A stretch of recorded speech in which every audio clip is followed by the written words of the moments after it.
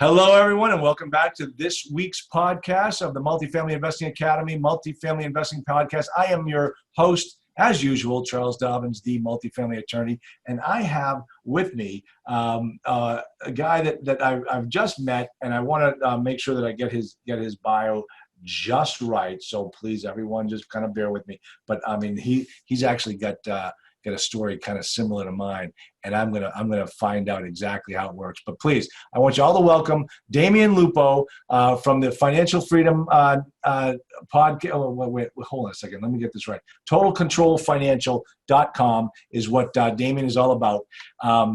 We're going to talk about a specific program that he recommends, and we're going to compare it to what I have personally, and of course, he's going to tell me all the things I've done wrong, which is fine. That's fine. Hey, listen, that's how you learn these things. But more importantly, I want to really pick Damion's mind and find out about how he survived the crash. I mean, he went through the same things that I went through back in the 2008 realm, and we are better, stronger, and faster as a result of it. So, Damion, welcome to my podcast, where anything goes. Hey, Charles, it's good to be here. It reminds me, you're talking about this stuff and losing money and all these things. Reminds me of the very beginning, back in like 2000, right before the .com blow up, where I went to a hard money lender at a conference that I went to in Orlando, and he looked at me and he said, "So what can I do for you?" And I said, I'd love to borrow some money. And he goes, "Great. How many deals have you done?" And I said, "1. I closed last week." And he said, "When you've done 5, come back to me." And I said, "What are you talking about?" And he's like, "Just trust me. When you come back, when you've done deals," and I didn't realize it was because he wanted me to go through the hell first, come to him, versus he didn't want to be the hell experience. So I understand the value of actually going through and doing it, because academics is safe. The real world is bloody. Oh my God, it's so true. It is absolutely so true. And that's the thing, as I teach my students, I'm like, listen, I'm going to teach you how to do it the right way, because I've done it all the wrong way. And I don't want you making the same mistakes I've made, because I've made enough for everybody out here. And the way that I protect my students is to say, hey, listen, and I can tell you, Damion, now you have the knowledge that hard money lender had back in 2000, where you look at that new person that's coming up to you and you're like, oh, they're like, I'm going to do all these great things. Like, whoa, down there, let's take it slow. No, I'm going to go big or go home. Then go home, because I'm not the guy for you. Because I'll take you through it and I'll make sure you're a success.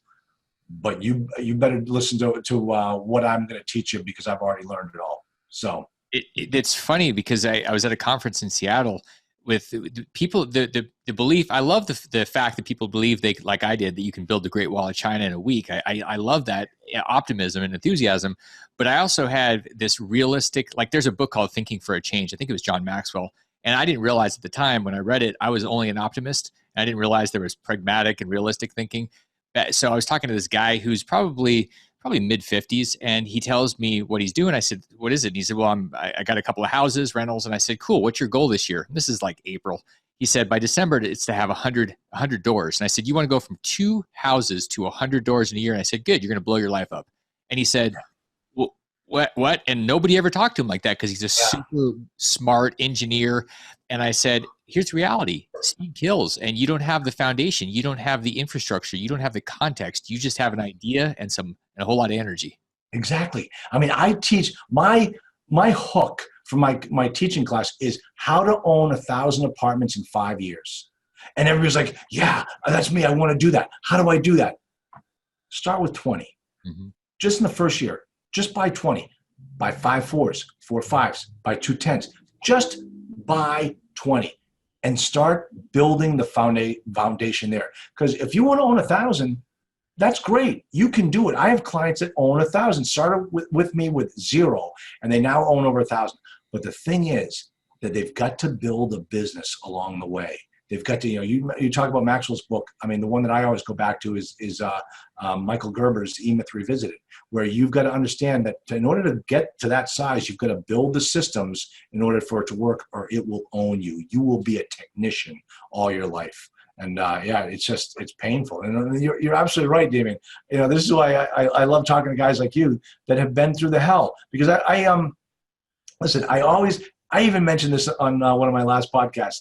And see if you can pick up on this one. anybody that hasn't, I mentioned to you, anyone that hasn't been through a cycle should not be giving advice. And there's a guy out there that consistently says that you can can buy multifamily property and overpay for it because the prices just continue to go up. And I thought to myself, that guy must be 7 years old, because there's no way he lived through that last cycle. Because I'll tell you right now, I have property that never came back to the value I bought for it after the crash. Charles, So, that was an experience. There's a guy that I know that he's been teaching for almost 20 years, and he'll go on stage and say, I've never had a deal go bad, never lost money. And I look at him, and both his accountant and I look at each other and say, either he's lying, but I mean, we don't think he's lying, or he's stupid and his ego is driving the ship. And it's true, his ego is driving the ship. I mean, if you haven't made mistakes, you've just been blind lucky. I mean, that is luck has nothing to do with it. I mean, the thing is, you got to learn from experience here. That's it. That's amazing. And another guy who's been teaching for years that had a line that my wife and I were sitting there. He said, "This is an easy business. Just do what I tell you to do. This is an easy business." It's horseshit. That is such horseshit. It's a business. All business is hard. All business is hard. I mean, I love the multifamily business. It makes such sense to me. It's logical. It follows I mean, I go out to classes and I teach and we play the game, try to stump the professor. And nobody has stumped me yet, because every answer is just so simple. Everything is based upon logic, and it just follows the path. But if you think that this is an easy business where everything's just going to fall in your lap, you are in for a rude awakening. So, all right, Damion, you were born in Montana, and then you left. Apparently there was two people. Well, there's four people. My parents and Brendan Bouchard and I were all in Montana, and that was about it. I mean, it's a moose, mosquitoes, and the four of us. Okay, wait a minute. You just mentioned a life-changing name for me, Brendan Bouchard. So do you know him? Do you because obviously you guys were all in the same neighborhood because you grew up in Montana. So, yeah. Well, it's funny because I was at an event, a training event for a platform, and Brendan was one of the speakers, and I've been following him and reading him and studying him. So he's up on stage, and he mentions he's sitting there, and I'd read his stuff, and anybody that's read his books probably heard him talk about Montana. He's up there, and he said, I come from I think it's Missoula, Montana, and when he says that, I'm the one guy in a 1,000-person room that starts screaming, "Woo!" And he looks at me and goes, "Montana, huh?" I'm like, "Heck yeah!" And I was right up front. And everybody's kind of cracking up because usually there's a bunch, but there was one, just me. Really? Well, the last time I was speaking at Jeff Taylor's landlord convention, and I said Boston College, and somebody goes, "Yeah, Boston, yeah," and I said, "Oh, college? Are you cheering me on because you went to college or Boston College?" And so it was the only guy that's ever cheered me on because he went to Boston College. So. That's Brendan Bouchard. He changed my business. He made me what I am today. He is the real deal, and I love Brendan Bouchard. So yeah. And now you're the second person I know from Montana. So yeah, well, you know everybody now.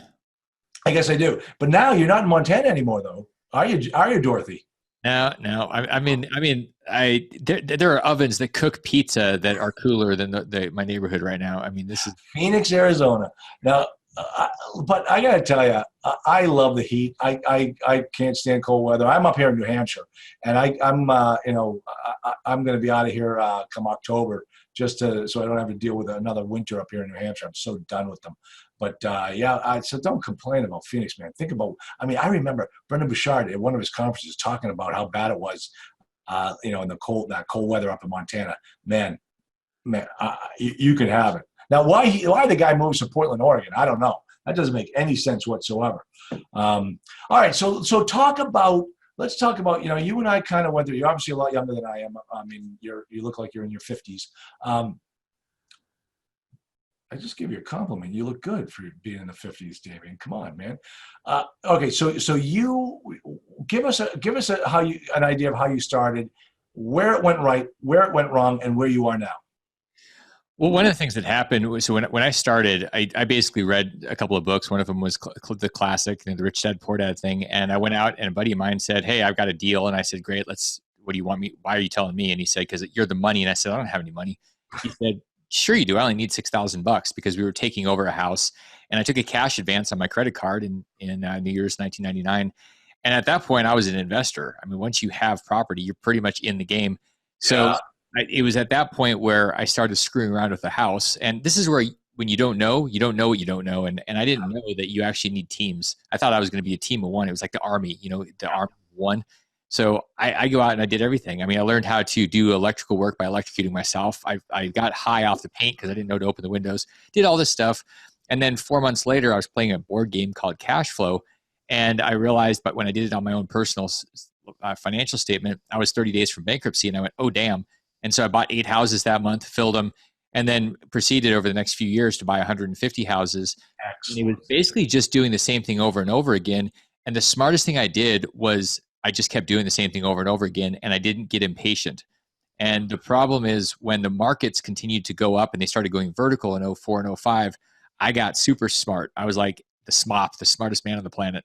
And I thought, oh, I'm making all this money selling off these assets, made millions of dollars in cash, and decided I was a super ninja Donald Trump type of real estate investor. This is pre-president, so don't be mad if you don't like Donald, but he was a real estate guy.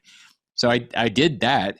I did all these things. I had developments all over the country and was buying stuff, building houses next to George Bush's estate in Kennebunk and like all that stuff. And so the problem is I went from patiently being a farmer to being a very arrogant hunter. And that's when everything sort of turned, because instead of making $1 million per deal on 5 deals I had going in 2006, 2007, within 12 months, I lost over $1 million on each one of those things. Yeah. So the expectations and the assumptions are what killed me. And it was mostly because I'd had too much success and I didn't have the mistakes to keep me grounded and keep my ego. Right. So let me ask you this. How bad did it get for you? Well, I mean, so the number is one thing because I lost $20 million, and that's interesting. But 20 million, 200 million, 2 million, it's all kind of just a lot of pile of everything. Right. So it was everything. It wasn't the biggest thing losing the money because the money is just money now. It is. Back then, the net worth was the self worth, and so when the money went away, my self worth was toast. Oh, wow. And that was the biggest problem. I didn't know who I was, and the people that I see they're charging and saying my goals are this many doors or this many dollars. I go, why? And they don't know why. The problem is they're gonna start becoming that number, and it's very dangerous when you go through cycles because you go into a dark place when you lose because you feel like you lost an arm or something. Yeah, that's interesting because that comes back to my how to own 1,000 apartments in 5 years. The reason why I came up with that tagline is because when I was speaking around the country, I usually start off the presentation by asking people, where do you see yourself in 5 years? Where do you want to be? And every single time I'd get the same answers. I want $10,000 of positive cash flow. I want to quit my job. I want to do this. And there's always someone that says, I want to own 1,000 apartments in 5 years. And I would stop and I put the marker down on the desk and I said, why? How'd you come up with that number? He goes, I don't know. It sounds good. And I said, well, how do you do it? He goes, I don't know. That's why I'm here. I'm like, okay, well, I'll show you how to do it, step by step. And the first step is baby steps. Once you find the baby steps, then I'm going to help you every step of the way. But what you might find out is you might not want to own 1,000 apartments for 5 years. That might not be who you are or what you what type of life you want to lead 5 years from now. So you're right. It all comes down to self-worth and really envisioning yourself in a particular role. And so that's interesting. Now, how old were you when all this was going on? So this was in my 20s. I mean, and I did the classic thing. I had a fast run. And I see the same thing in Phoenix and Scottsdale now. I see a lot of young guys running around, and there's a lot of Ferraris. There's a lot of Lamborghinis, all that stuff. I go some places, and I saw a Lamborghini SUV. It's about a $400,000 car, and it almost blended in. I was like, what is that? And it's because all this excess is floating around, and it's because money is easy. Money is abundant. There's so much. I don't think anybody that I'm really looking at, in all likelihood, has much of a mission other than more. And that's how I was. And it's very, very dangerous. Yeah, that's great. I'm a mission of more. And, you're right. It is, I'm looking at, my mission is comfort. My mission is to enjoy each day and just love what I do. I mean, I watch, as my father died at 82 years old, the guy, and when the doctor finally came in and said, there's nothing more we can do for you, make your plans. He says, son of a gun. I just wanted 10 more years. And the thing is, he just wanted 10 more years of what he'd been doing for the last 50, because he just loved what he did. And I thought, man, that is a successful life. That's awesome. And you see these people that just don't know how to get there. And man, that should be your mission, is trying to figure out how to just enjoy each day. I totally agree with you. It's the experience I had with my father was the exact opposite. And it was the pivot moment after the meltdown. I was sitting up, I was going through my process of going, okay, who am I? What is the truth? I spent 2 years with one guy asking that one question in therapy, asking what is true every week. We went deeper and deeper, because you don't need more than one question if you have the right question. And then after that, I was going, okay, well, I'm a teacher and I have an idea of what I'm going to do. And then I'm sitting up there in Alaska, where I was born, where I was raised, and with my dad, and he'd just been told he had a matter of weeks to live. And we sat there, our last conversation, and he said, Damion, there were just so many things that I wanted to do. And what that was not a conversation and a statement about a life well lived. It was a life of regret, where he didn't do what he wanted. He was playing it safe. And to me, it was the greatest warning and lesson and opportunity to pivot and not hold back, to play all out, because this is not a warm-up round. I mean, this is it. This is a big game. I mean, that's so cool, because, oh man, Damion, because, after my dad died, and I watched that, and I thought, I want to live a life like his. I want to, have the type of successes he did. And I was 51, 52 when he passed, and I decided, now's the time. Now, I mean, I'm not going to wait. And I'm buying a plane next month. I've always wanted to, back when I was 5 years old, I wanted to learn how to fly. I finally went and got my pilot's license. I'm buying a plane next month. I mean, there are things I want to be moving, living a part of my life down in the warm climate, and, I joined the Nashua Country Club. This is a dream of mine. I was always a caddy there. I was looking over the fence to see the kids swimming. And now I get to play golf there whenever I want. I mean, it's not, don't wait. And I tell you, the type of client that's best for my program and my group are the people just like me, who just know that, hey, I don't have a whole lot of time left. I got to make this thing work. I got to get to work and make it happen. And that's that's what I've learned over mostly over the last 5 years, is watching this happen. So you're absolutely right. That is so cool. You make me think of a friend of mine I met about 20 years ago when I was starting my real estate stuff. And at the time I was like right at 20. It was actually, I don't even know if I was 20 yet. And so I met him. He was about 40, early 40s, 42, 43. And I reached out to him in about a year ago, reconnecting, and he had just turned 60. And it was fascinating to me. I go, wow, 20 years just went by in a blink. And now I'm 40. And thinking about him being at 60, and he went from making $400,000 a year to where now he's just trying to get somebody to pay him $10,000 a month, and he's basically settling for $5,000. And it's because he didn't look forward. He just thought, hey, I'm in, like all these people with their rented Ferraris. Like they just, they're having a good time, but they're not really seeing the future and really setting up a structure that's going to make them fulfilled forever. It's really just right now in the moment, very hedonistic. And I think that is a recipe for disaster. Okay, what we call those people were $50,000 millionaires. Yeah, totally. Where they pull up in the big SUV, they get a loan to the hilt, and they think they're rich, and they couldn't find $50,000 if it came up and slapped them in the face. And so that's kind of where you are right now, right? I mean, that's kind of where your teaching has taken you. Is that correct? Yeah, the mission of freeing 1 million people from financial bondage and breaking those shackles on each one of those has to do with not being rich, but being wealthy. And wealthy is where you're learning by going through process. Like you're literally getting scraped and bumped. That's where the wealth is. And you have freedom because you're actually living and you lose track of time. Most people are not there. They've got shackles. I've had people come to me, Charles, that had 2 million plus in cash, and they go, we are scared to death. And I said, why? And they said, because we don't know what to do with this 2 million and we're in our 50s and we don't have time to go recreate it. So there's no freedom in cash. They might even be, they're multimillionaires. I mean, it's a joke. So it's because they don't have the experience. And that's the entire mission, is to give people the confidence so that they can actually have a happy and life that isn't full of stress. Because I mean, who cares how much money you have, how many doors you have if you're stressed out all the time? Doesn't Yeah. matter. They just put me on high blood pressure medicine, Damion, and I've been borderline hypertension for years. And so I got a new doctor, and she says, "Well, you're borderline hypertension. Have you been on any medicine for it?" I said, "No, I haven't, and I'm looking to get put on it." She goes, "Why is that?" I said, "Because if I still have hypertension right now, then I'm always going to have hypertension. I have no stress in my life. I have no debts. I have no obligations. I'm doing great. So it must be hereditary. Just give me the damn pills finally after all this time and call it a day." Now I know guys like you are going to tell me go out there and drink the right tea, and they're like, oh, but listen, just bear with me. I'll get there. I mean, I just went in for my checkup, and the doctor says, "You look fantastic. You've lost weight and you look great." So I'm on the right path, Damion. I'll get to there. Okay. Oh, there he goes, drinking his fancy drink. I got my water here, pal. My New Hampshire water. Yeah, that's probably safer than most things, man. New Hampshire, I mean, of course, it is live free or die. So, I mean, you do have it. Exactly. Or else. Or Yeah, else. that's how. Yeah, or else. That's what I'm coming out with a new bumper sticker. It's called "Or Else," and I'm gonna slap it on whenever I see anybody with one of those coexist bumper stickers. I'm gonna put it right next to "Or Else" or diversify or else. It's always like, hey, you either do it our way or that's it. But anyway, okay, let's get back to financial freedom, because I tell you,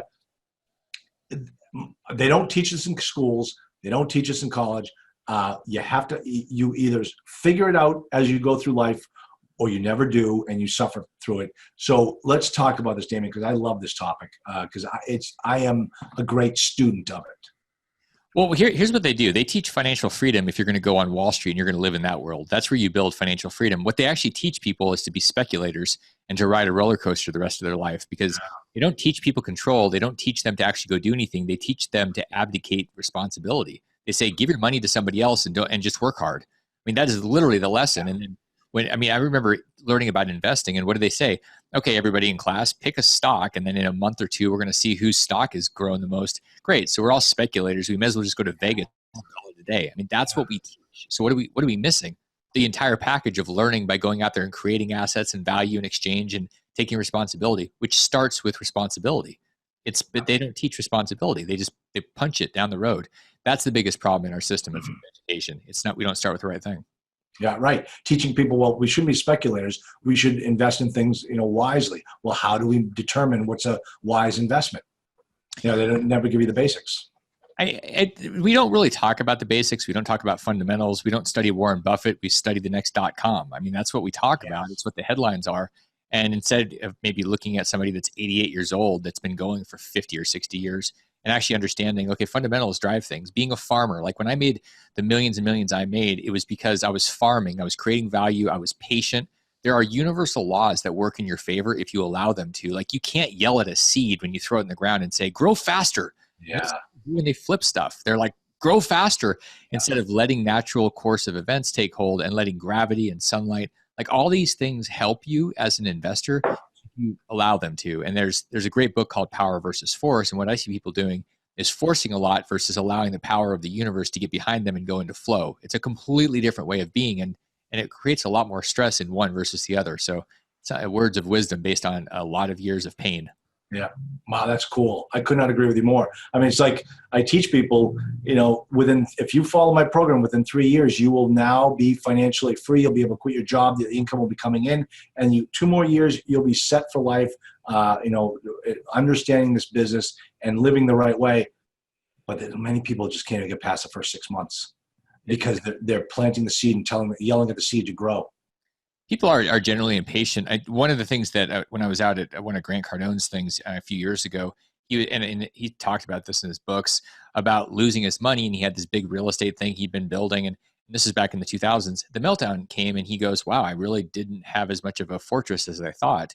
And one of the dangers for people that think, like, if I handed somebody an apartment right now and said, here's 100 units, it's $10,000 a month, they're not free. I don't even care if your expenses were less than that, because what happens when the thing happens, when a black swan happens? You're not going to have any experience to know what to do.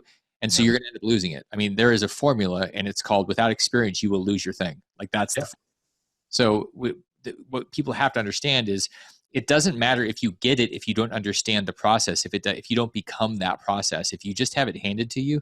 Like, a mentor is good, but if you say, well, do it for me, you're screwed.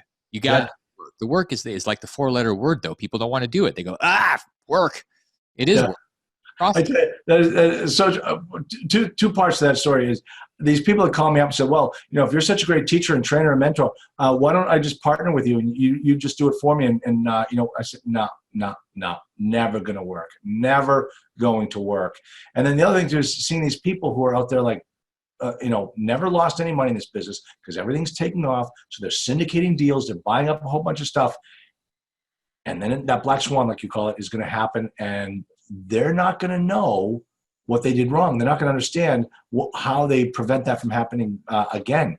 And, it's like you said, it's the farming. It's the farming versus, what was it, what'd you call it? Farming versus hunting. You're going to go out and kill things yeah. quick. Yeah, that's right. They're hunting. Exactly. So, all right. So talk to us about what you do and how you teach. Well, one of the things that I really that hit home when my dad got sick, and even the last few years of his life, he talked about his resources. He and my mom played by the game. They played by the rules, and they had their money in the 401ks and worked for the government, both of them. And he woke up and he went, I literally have like nothing here. It was feed out of existence, and then it kind of bled away. And what he didn't understand was the actual systems that are in place where you can do things, you can invest, and you can control things. He just thought you had to do it a certain way because that's what they told you. In the government, they don't say, hey, you can do real estate investments, you can control things. They say, here are your 5 funds, big bonds, big stocks, international cash. Like they give you these things. And you go, okay, well, I got 5 choices. It's a diverse portfolio of crap. Yeah. So, lots of colored crap. So what I started digging into was trying to figure out if there were better ways. And, after losing my money, I went, okay, clearly I did not know what I was doing. I just learned a bunch. And I started finding that there were ways like, here's a really crazy statistic. Mitt Romney, who's now a U.S. Senator, ran for president, has $100 million in a Roth retirement account. And people go, well, how do you do that? You do it like Mitt. And what did he use? He used a qualified plan to create a whole bunch of cash that he is now spending and leaving to his children tax-free forever. So it's really interesting. And that's where this thing came up, the EQRP. It was a way for people to control their stuff, primarily to invest in real estate with retirement money. So the government is basically your partner in supporting you. And this is even better than a lot of people say, well, I like my real estate because I get depreciation and all this. And I go, that's cool until you actually want to sell something and you can't find something to exchange or the DST. If you can't do one of these things, there's a capital gain event. And I just thought, well, what's a better rate? Capital gains, deferred, or just zero? And so the EQRP literally creates an environment where you can go into pay zero taxes, spend your money, leave it on for 100 years, zero tax. That's a better number than any other number anybody's ever given to me. Okay, now I have never heard of an EQRP. Obviously, I've heard of IRAs, self-directed IRAs, 401ks, solo 401ks, but an EQRP, news to me. Where does that fit on the realm? I mean, is it an actual tax code document? I mean, what's the history behind it? So the EQRP is the Enhanced Qualified Retirement Plan, and it's under the 401 section. So this is where you find 401ks and most employer type of plans.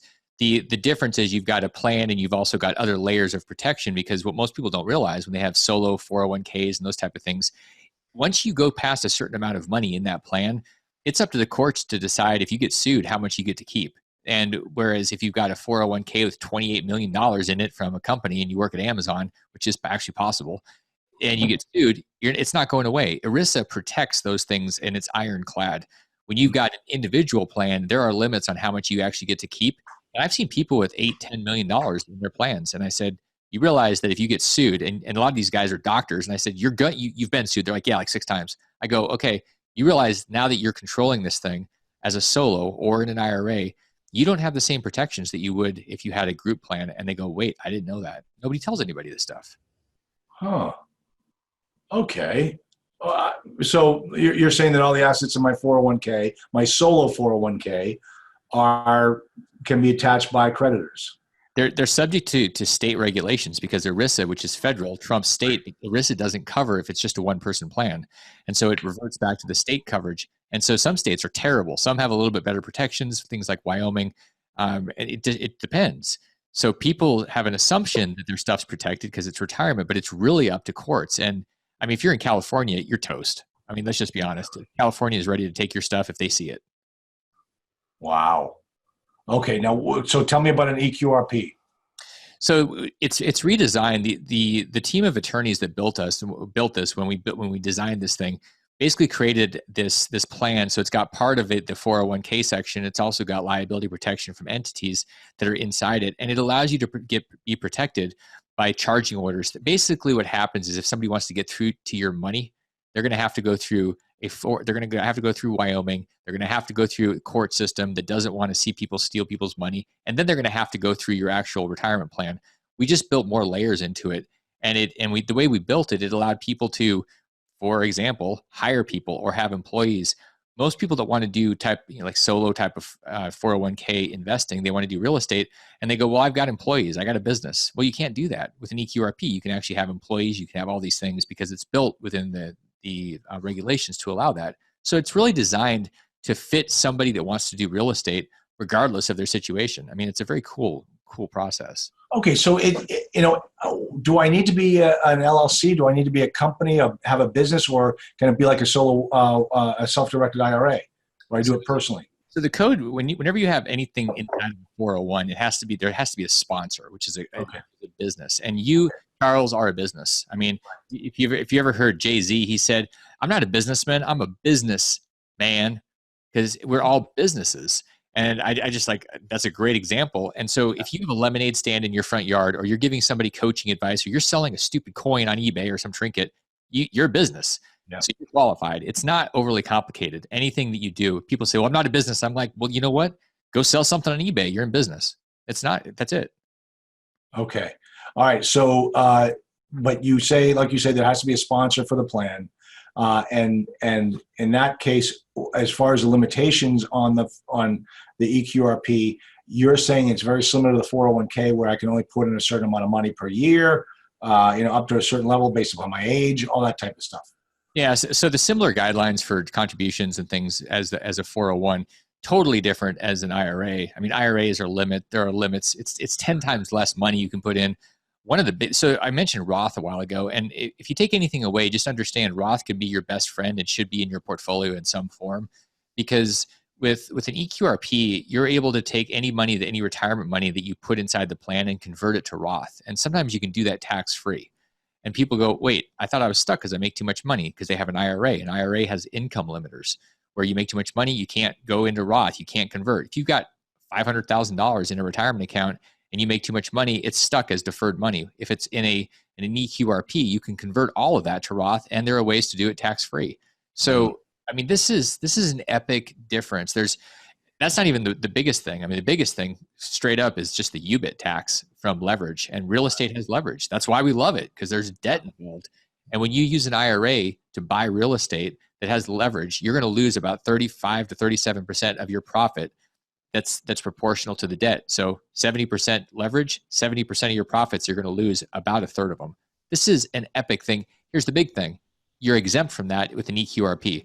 And most people don't realize they're about to have it. They have a ticking time bomb with their IRAs that are invested in real estate.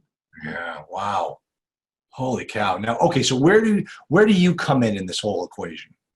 So the company builds the plans. We actually build the entire thing, and then we keep them in compliance and give people guidance on running the plans. Because one of the differences, when you have an IRA, there's a custodian, and it's a double-edged sword, because they're a pain in the ass. They cause total delays, and it's super expensive to have all these fees for everything. But you know what? They keep you between the lines, and you can't really break the rules so much. With an EQRP, you're in control because you're the trustee, which is the equivalent of a custodian. So you need some mentor, because nobody that doesn't do this business is an expert. I mean, it is a complicated part of the tax code. That's what we do. We keep people between the guidelines. We're basically their coach, their navigator, but they're still driving the ship. They're driving the plane, as you would know.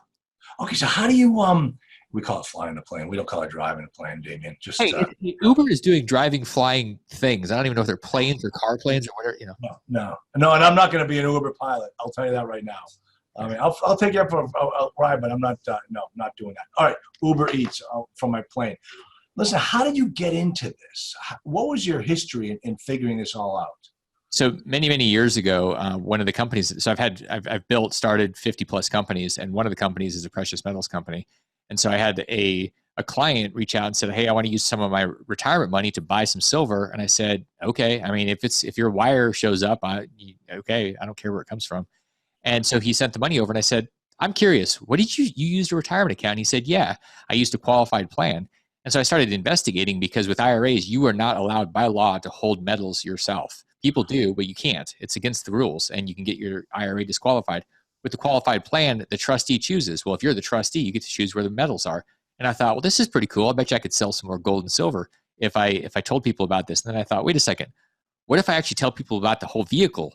And so that's where I dug into this, wrote a number of books around it, and just started kind of going on a rant and giving people options because people aren't talking about this. The marketing is from IRAs and from Wall Street. It's not about people having control of their money because there's really not any fees in it. Yeah, exactly. Of course, that's why they're not talking about it. I mean, I got to tell you, one of the best books I've read, and you can give me your opinion on it, is Tony Robbins' Money Book. I mean, you must have read that. You must have seen that.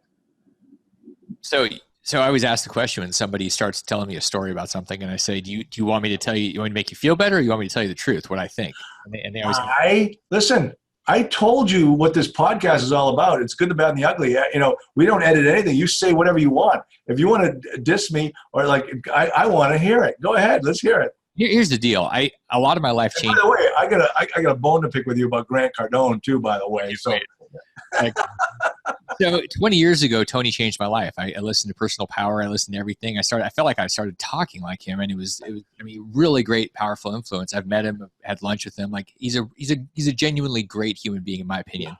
Yeah. What I saw happen when he put out money, he interviewed all these people, and it was focused on the Wall Street system of funds and getting the best with fees and everything. And I fundamentally disagree with that product. And I mean, if you look at the background, his son. You fundamentally disagree with which product, the Wall Street product or the product that Tony's, he's not really pushing a product, but the knowledge base that he's pushing. Yeah. I mean, I don't think knowledge is bad. I think what I think is a lot of people blindly follow the guru and they say, oh, ETFs, and they do this thing. And they say, if you just do these things, then you're good. It's like people coming to you and saying, okay, well, I'll just do what you do. I won't think. I don't like this whole idea of that wealth and financial freedom is based on ETFs because you're just running into a casino. And so I didn't like the fact that he was promoting this thing. There are a lot of stories about how all of a sudden he had 1 million books that were sold, but I don't know. Haven't confirmed those. I do know that his son is a financial advisor, and there are tie-ins. And I don't like a lot of this stuff when there's not disclosure, and I don't like that things are being pushed by a system and using kind of a Tony Robbins or a big name like that to make them bigger. I like guys like you that are out there talking about things that most people have never heard about. Yeah. Yeah. Well, that's another thing about the way I do my business is, people are like, well, how about this guru? How about that guru? And I said, listen, as an attorney, I can't partner with you. I can't raise the money I can't do any of that because if the deal sucks, I have to tell you the deal sucks. And my compensation cannot be derived based upon whether you do the deal or not. Because, I mean, if it's a great deal, I'm going to tell you, go do it. If it's a lousy deal, I'm going to tell you, don't do it. But I'm not going to say, well, I'll partner with you on this deal that sucks because I'm going to get a 3% acquisition fee. I could lose my license on that. And so yeah, that's why, as talking about full disclosure, that's why I don't do anything but advise my clients, and they pay me a fee. They pay me a monthly fee. That's how I get paid. And it's a nice racket.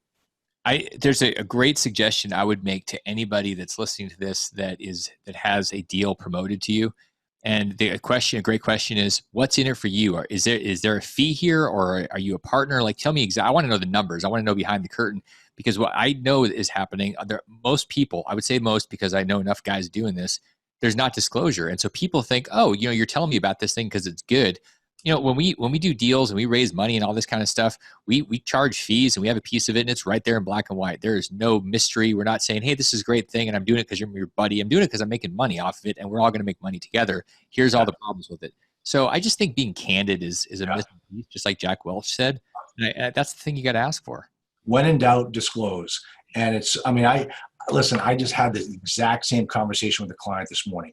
He's trying to get a 2% acquisition fee out of a deal where he has two family members that are fighting, that he's put the whole deal together, and now he wants to get 2%, but he doesn't want one of the family members to know. I said, listen, don't do that. I mean, you're entitled to that 2%. You provided a service. You're a business person. You provided a service to this deal, and you should be compensated for that.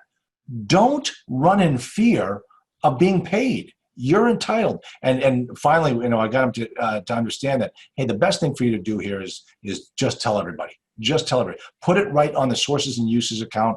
Write a demand to the title company and get your 2%. Don't try to have the broker pay you a portion of his commission over here so nobody knows about it. No, that's no way to run a business. Get it out in the open. Let people know. People rely on the good deal philosophy. A lot of times with multifamily, as long as the deal goes well, everything's going to be fine, and they don't have to worry about disclosing their fees or anything. But the reality is we live in a cyclical economy, and things will go bad. And when they go bad, I can't even tell you. I lost track of how many deals I've had that have gone bad. When they go bad, you're going to have a problem because somebody's going to say, okay, who's responsible? Who didn't tell me what was really going on? And they're going to find out, oh, you know what? That's you. And you got a target on you, and you're going to be a lawsuit target. Yeah. When we got sued by the SEC, my wife and me on a deal because of something a partner did. We had 35 investors in the deal. 34 of them stood behind us, because we always answered our phone and we're always there to talk about the whole thing. And the market crashed. There was nothing you could do. Everybody knew the market crashed. But one guy wasn't happy that he lost his money, and the SEC got him to sign a false affidavit that he had to retract afterwards. But it's just, looking back on it, we did everything right with a few exceptions. But the most important thing is we stood up and we were there, and we did have that bullet on our chest, but we took all the arrows and quivers, and we remained standing. So, that's the way you run your business. You have to. People are getting away with a lot of things. The problem is somebody says, well, I can't do my business a certain way because then I can't compete with this person that's doing it the wrong way. And I think that what you're doing is you're acting like a hunter. You're saying, well, this person's using a nuclear weapon to blow up a moose or a bear. And so I need to use one of those. Otherwise I'll never kill anything. And I say, well, or you can just plant something and be patient. And people don't want to do it because they're so anxious. And I think it's time. Yeah. That's exactly it. And that's how I built my business. I charge a monthly fee. I don't charge $25,000, $30,000, $50,000. I charge a monthly fee. Now, sure, everyone's like, oh, no, that's not how we do it. This is how we do it. We charge big numbers. I said, no, you know what? I'm going to build a nice, sound business over time. And now I'm reaping the rewards. And all those other guys are scrambling. Their names are showing up on Ripoff Report. And mine isn't. Mine isn't, because I take care of my clients. And it's a great position to be in. It is. It comes back to speed kills. And, because I love that. You said that before. I love that. That makes total sense. It what? It makes total sense. It really does, especially in the world we're talking about. If you can't, one of the things that I wrote about, I have a book called Unicornomics that's actually coming out next month, and it's in the printer right now. And one of the things I talk about is the bumper sticker. If you can't put your business on a bumper sticker, your mission on a bumper sticker, like if you can't bumper stickerize, I think that's a word. You can't do that to whatever we're talking. By the way, I just trademarked that word. That's yeah. I'm pretty fast about that. So. Yeah, no, it's if you can't do that, you're not clear on who you are, what you're doing, what your outcome is, what your process is. And that's the biggest problem. People, they're like, well, I'm going to do all these things and I'm going to do them really fast. And it's like, well, why are you doing fast? Because you don't want to get found out. Yeah. Yeah. It took me 50 years to figure out what I love to do. And, now, and the whole time before that, I was running as fast as I could to figure out what the best thing was. And finally, when I found it, now I'm taking it slow and enjoying it. So It's amazing how it's taken you years to figure out all this stuff out. That's the process, man. That is the price we pay. Actually, it is. Why can't we package this before? I remember one woman, older woman, she had a very successful restaurant here in town, and our kids were helping her run it. And she was just enjoying life. And she goes, Charlie, I don't understand it. I wish I had this money when I was their age. And, and then I would have been able to enjoy it. Now I'm my age and I have all this money, and I just don't enjoy it the way I should be able to. I said, yeah, I know. That's the recipe. Jim Rohn said something to the effect that our wealth will never become greater than the level of personal development that we have. And the problem, like when I had my millions in my 20s, my personal development was very strong, but my money was stronger and it was bigger. And so I had to go back when I reset. The biggest part was building me as a human being first, and not just a human getting. And that's what I think a lot of people think the answer is the gettingness of whatever it is instead of the being development. I think that's one of the beautiful things about the questions Tony Robbins asks, that you can actually shift your being, but you can't just do it in your head. I mean, that's one of the biggest problems with the meditation crowd. And I'm a huge meditator. You can't like will your way into whatever. You can't just say, okay, money come from the skies and it's going to drop out of the skies, hit you in the head, and you're going to be set. Like none of that stuff works until you start working. And that's the step forward for people, is to take that first step. Now, what were you like before you made that $6,000 investment? I mean, what type of person were you? Like, I mean, college graduate? Did you go to all the personal development type of programs?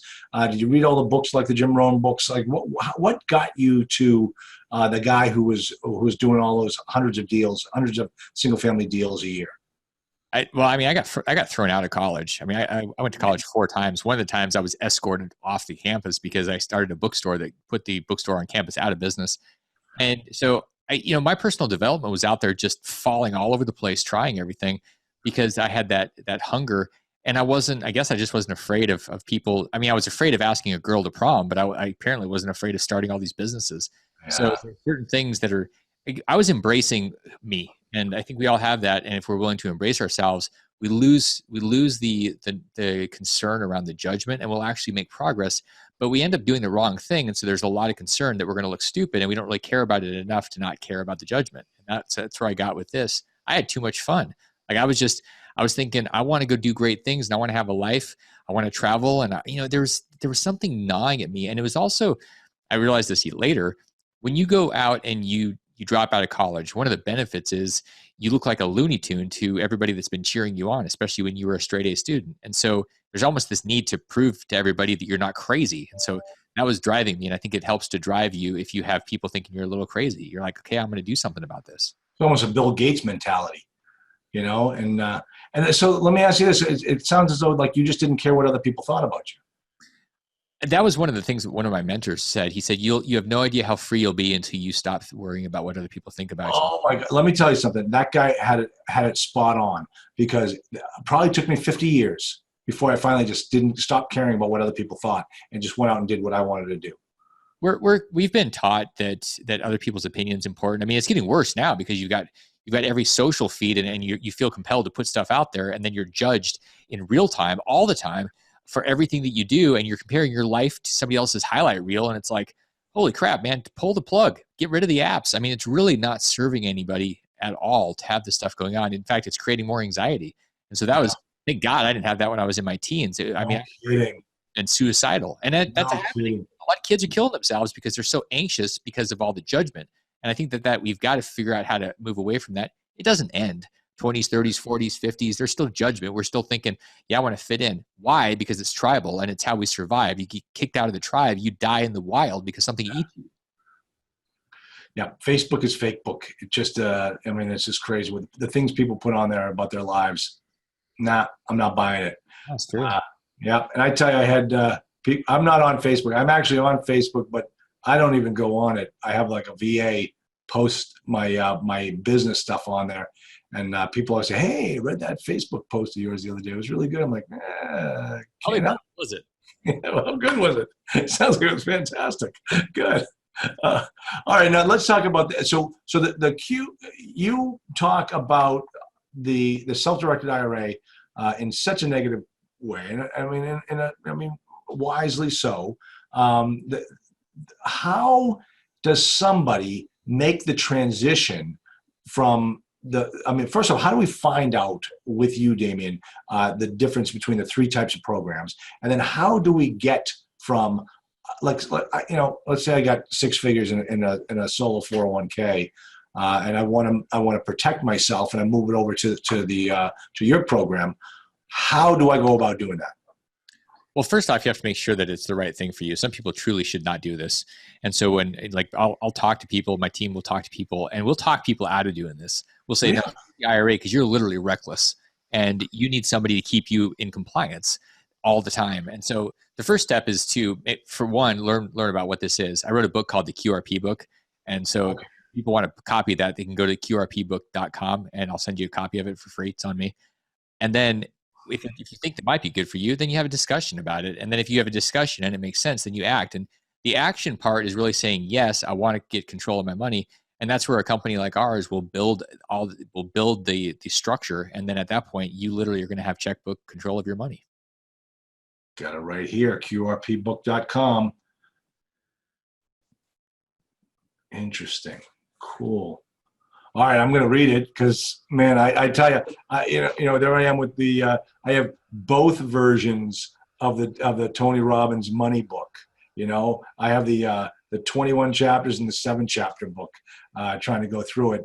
And the thing is, once you have money, it makes a lot more sense to read that book. But also, I mean, the other thing too is creditors and the government. That's what I need the most protection from. Yeah, so, I would venture to say that creditors and the government are second and third to your own ego. I mean, Ryan Holiday wrote a book called Ego is the Enemy. And the truth is, your ego is more dangerous than any government or any tax system or any creditor or any. I mean, it's your ego will get you killed.